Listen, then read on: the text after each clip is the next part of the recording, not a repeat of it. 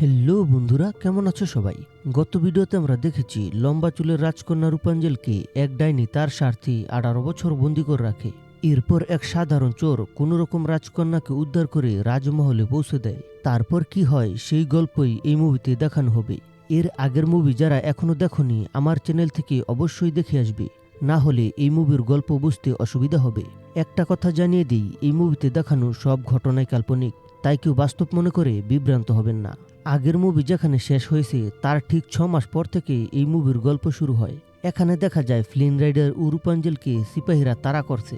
অনেক চেষ্টা করেও তাদের ধরতে পারে না, কিন্তু একটু পর বুঝতে পারি এরা দৌড় প্রতিযোগিতা করছে। এই রেসে রূপাঞ্জল প্রথম ও রাইডার দ্বিতীয় হয়।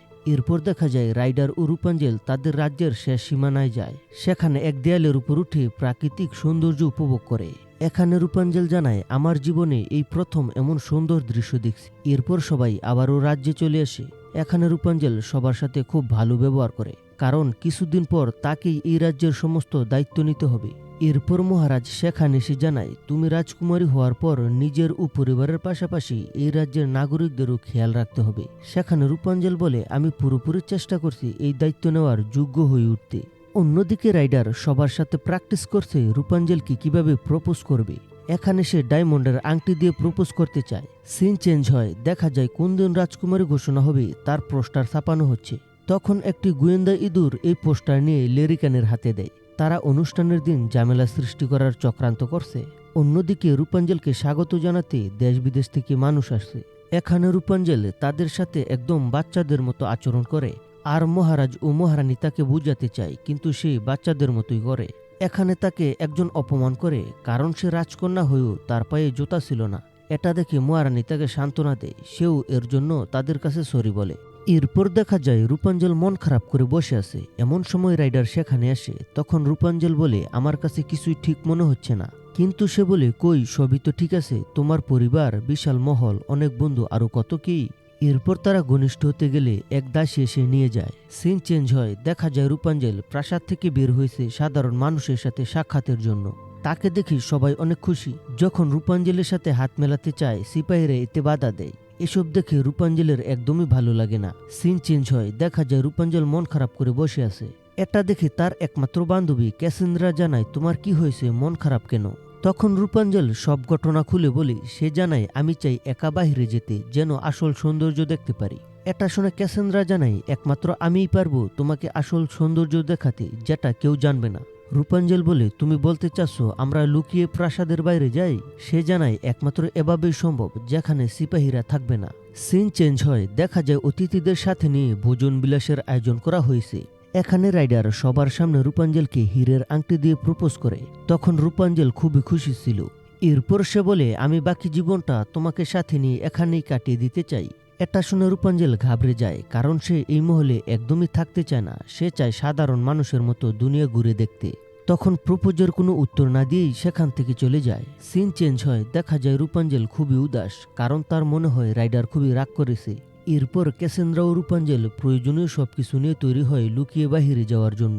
অন্যদিকে রাইডার রূপাঞ্জলের কাছে আসে দেখা করার জন্য, কিন্তু সিপাহীরা তাকে যেতে দেয় না, কারণ রূপাঞ্জলের ঘনিষ্ঠ বান্ধবী তাদের নিষেধ করেছে। এরপর কোনোরকম বুঝিয়ে সুজিয়ে রূপাঞ্জলের রুমে যায়। সেখানে রাইডার তার কাছে ক্ষমা চায়, কারণ এত মানুষের সামনে তাকে প্রপোজ করা ঠিক হয়নি। এরপর দেখতে পায় এতক্ষণ পাস্কেলের সাথে কথা বলছিল। আসলে রূপাঞ্জল বাহিরে যাওয়ার আগে পাস্কেলকে দায়িত্ব দিয়েছিল এখানটা সামলাতে, কিন্তু এখন রাইডারের কাছে ধরা পড়ে গেছে। এরপর রাইডার পাস্কেলকে নিয়ে এই রুমে সেই রুমে খুঁজতে থাকে। তখনই মহারাজ রাইডারের কাছে এসে বলে, রূপাঞ্জল কোথায়? রাইডার বলে তার রুমেই আছে। আর মহারাজ তার রুমে যেতে চাইলে বাধা দেয়। এখানে বলে রূপাঞ্জল খুবই উদাস, সে চায় একটু একা থাকতে। এটা শুনে মহারাজ চলে যায়। অন্যদিকে লেরিকেনের বাহিনীদের দেখানো হয় তারা কিভাবে বর্তমান রাজাকে সরাবে তা নিয়ে আলোচনা করছে। তারা চায় রূপাঞ্জলের কাছ থেকে বদলা নিতে। কিসের বদলা সেটা মুভির শেষে গিয়ে জানতে পারবো। সিন চেঞ্জ হয়, দেখা যায় ক্যাসেন্দ্রা রূপাঞ্জলকে প্রাসাদ থেকে বাহিরে বের হওয়ার গোপন সুড়ঙ্গ দেখায়। বের হয়ে উচ্চস্বরে কথা বলায় গার্ডদের কাছে ধরা পড়ছিল, কিন্তু ক্যাসেন্দ্রা সামলে নেয়। সে জানায়, আস্তে কথা বলো, না হলে এরা টের পেয়ে যাবে। কিন্তু এসব কাণ্ড করে রূপাঞ্জল খুবই ভালো লাগছিল। এরপর দেখা যায় দুটি ঘোড়াও সাথে এসেছে। তাদের নিয়ে এক জঙ্গলে যায়। সেখানে সৌন্দর্য দেখে রূপাঞ্জল খুবই মুগ্ধ হয়, আর ঘুরে ঘুরে অনেক কিছু দেখতে থাকে। এরপর ক্যাসেন্দ্রা বলে, রূপাঞ্জল আমি যে তোমাকে বাইরে নিয়ে এসেছি এটা যেন কেউ না জানে। সে জানায় একদম নিশ্চিন্তে থাকো, কেউ জানতে পারবে না। এরপর সেই জায়গায় নিয়ে যায় যেখানে সে আশ্চর্য ফুল পেয়েছিল, যেই ফুলের সাহায্যে রূপাঞ্জলের মা একদম সুস্থ হয়ে যায়। এখানে 1 বছর আগে এই বিশাল বিশাল কাঁটাগুলো জন্ম নিয়েছে, যেগুলো এতই মজবুত কিছুতেই কাটা যায় না, ভাঙাও যায় না।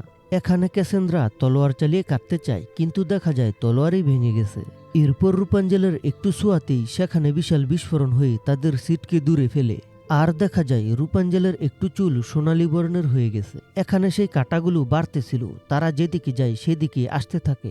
এরপর দেখা যায় রূপাঞ্জলের চুলগুলো বিশাল লম্বা হয়ে গেছে, যেমনটা আগে ছিল। তারা যখন দৌড়ে ব্রিজে উঠে সেখানে ভুলবশত তার চুল আটকে যায়, তখন সজোরে টান দিতেই ভাঙা ব্রিজ উপরে উঠে যায়, কিন্তু চুলের কোনো ক্ষতি হয় না। এরপর শাহী ঘোড়া আটকে থাকা চুলগুলো উদ্ধার করে। এখানে ব্রিজ ভেঙে যাওয়ায় সেই কাঁটাগুলো আর সামনের দিকে আসে না, তখন সেখান থেকে শাহী ঘোড়ার সাহায্যে বেঁচে যায়। এরপর দেখা যায় পুরো ব্রিজ ভেঙে চুরমার হয়ে যায়। তখন রূপাঞ্জল বলে, এই 70 ফুট লম্বা চুল দেখলে পিতা রেগে যাবে। আর ক্যাসেন্দ্রা জানায় আগে প্রাসাদে যাই, এরপর দেখা যাবে কি হয়। তখন ঘোড়ার পিঠে করে রওয়ানা দেয় রাজপ্রাসাদের দিকে। প্রাসাদের কাছে আসতেই দেখতে পায় কড়া নিরাপত্তা। এখানে ক্যাসেন্দ্রা বলে, আজ তোমার রানী হওয়ার দিন, তাই নিরাপত্তা বাড়ানো হয়েছে। এরপর কোনোরকম ঘোড়ার সাহায্যে তার রুমে যেতে সক্ষম হয়। সেখানে ক্যাসেন্দ্রা বলে, তোমার কোন ধরনের চুল কাটা পছন্দ? আর সে জানায় চুল ছোট হলেই চলবে, এত কাটিং কুটিনের দরকার নেই। এরপর চুল কাটতে গেলে দেখা যায় কেচিই ভেঙে যায়। এটা দেখে তারা অবাক, কারণ এত মজবুত চুল কোথাও নেই। এরপর অনেক যন্ত্র ব্যবহার করে চুল কাটতে, কিন্তু কিছুতেই কাটতে পারে না। আর যখন এটা ব্যবহার করে দেখা যায় বিশাল টেবিল ভেঙে যায়, কিন্তু চুলের কিছুই হয় না। এরপর বাহির থেকে ইউজিন ডাকতে থাকে। তখন ক্যাসেন্দ্রা জানায় কাল রাতের ব্যাপারে যেন কেউ না জানে, জানতে পারলে হয়তো আমাকে এই চাকরি থেকে বরখাস্ত করবে। তখন সবাই রূপাঞ্জলের চুল লুকানোর চেষ্টা করে, কিন্তু রাইডার এগুলো দেখে চমকে যায় আর আবুল তাবুল বলতে থাকে।